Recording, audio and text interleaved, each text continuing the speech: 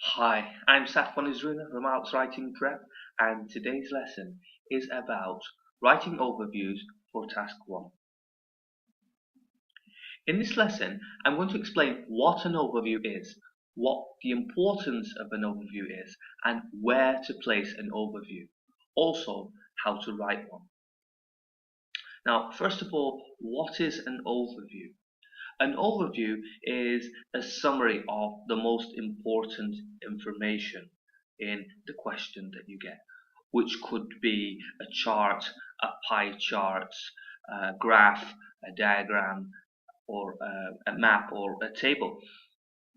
This overview doesn't give any details, specific details. Okay, it just introduces the main features without writing specifics like numbers and so on. Also, it's a good place to compare and contrast the key features.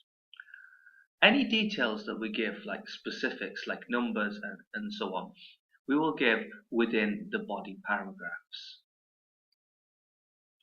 Now, let's take a look at the importance of an overview. At a band 5, it says that there is no clear overview. So if we don't have this summary, we will not be able to get over a band 5 in task achievement. So this could definitely bring down our overall band mark. At a 6, it says presents an overview with information appropriately selected. Okay, so you've chosen some good key features. Okay, presents a clear overview, so it's a very clear summary with the main trends, okay, and differences or stages. So we're not just presenting the information, we're also kind of comparing and contrasting these key features or stages. At an 8, presents, highlights, and illustrates key features. So from an 8 and a 9, really we're talking about how well we're really explaining and clarifying these points in the overview. And at a 9, of course, we have clearly presents a fully developed response. Let's take a look where we put the overview. I think this is the best place to put it. So for the first paragraph, you put an introduction. The second paragraph, put your summary. Okay. Here, I think this way is better because it kind of separates it from the introduction, which shows that you really understand how to write paragraphs. I think this will influence the mark that you get for cohesion and coherence. I think, and also it will be easier for the corrector to identify that you have an overview.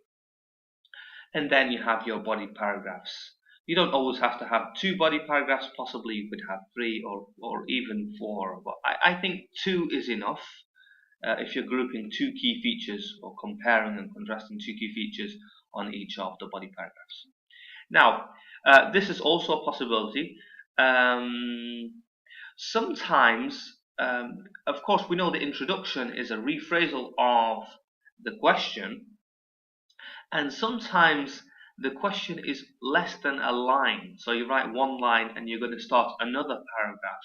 And it doesn't look that nice when you have like 1 line as a paragraph. So sometimes, if the introduction is very short, like 1 line or less than 1 line, put the overview with it. And then of course you have the body paragraphs, and you write really as many as you need. Now, let's take a look at writing an overview for a chart, pie chart, graph, and a table. Now, all of these types are really giving us numbers. So we're talking about numbers, we're comparing numbers and so on. So for these, what we want to do is we want to look for the highest number, the lowest number, the main similarities, the main differences, the most dramatic changes, and the least dramatic changes. Now, it's also a good idea when you're writing your overview to group things, to group the key features that you think would go well together in your body paragraphs. Okay, so You could write about the highest number and the lowest number together. Yeah, so you could say the most popular blah de blah was, whereas the least popular was blah de blah. And then, in this way, when we're grouping them together in the same, together in the overview, and we're doing the same in the body paragraphs, it will really add to the cohesion, how linked um, your report is. So here we have the highest number, the lowest number, the main similarities and the main differences, the most dramatic change and the least dramatic change. So of course there is a clearly logical reason why these ideas are together in the overview and why they should be together in a body paragraph. Now here we have diagrams. When dealing with processes, you need to write how many stages are involved in the process. Okay. If there's anything significant you can mention about any of the stages. Also, we need to look at these stages. Okay. Let's say, for example, there are 12 stages in the whole of the process. Okay. How can we split these 12 stages up? Because we don't want to write about 12 stages in one body paragraph, we really want to show the corrector that we know how to write body paragraphs, how to link information that's really related to each other together.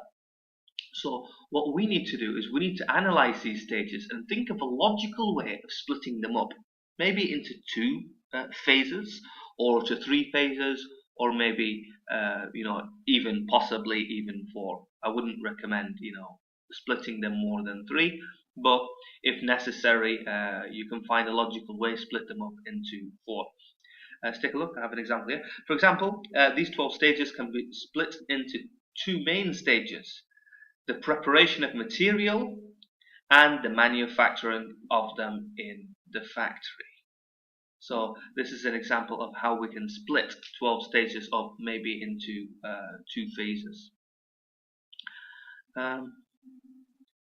Also, if there's anything significant about one of the phases, maybe one of the phases takes a longer duration. Let's say one phase takes 12 years, whereas the other phase only takes 5 minutes or so. So this is something significant that we could write about.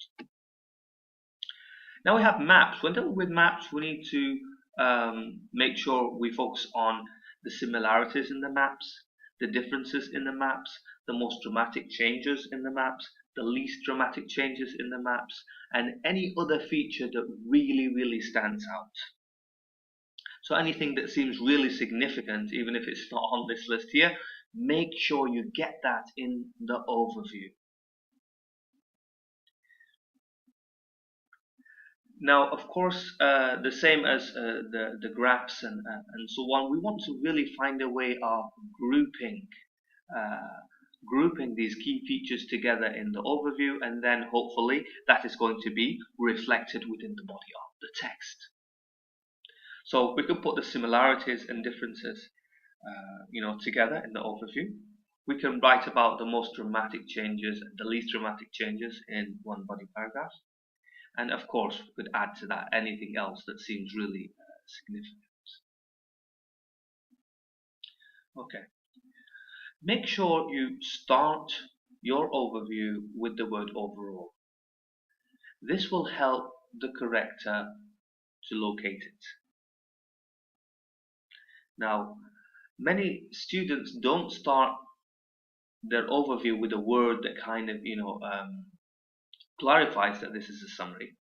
And then they add a few details, like a few numbers. So the corrector won't really know if this is supposed to be an overview or if this is a body paragraph.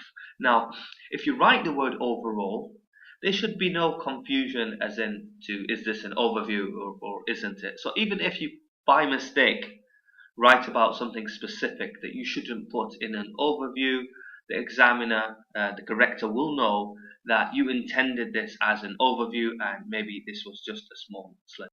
Thanks for watching. If you have benefited from this video and would like to see more, encourage us to make more videos for you by hitting like and subscribe. Thanks for watching.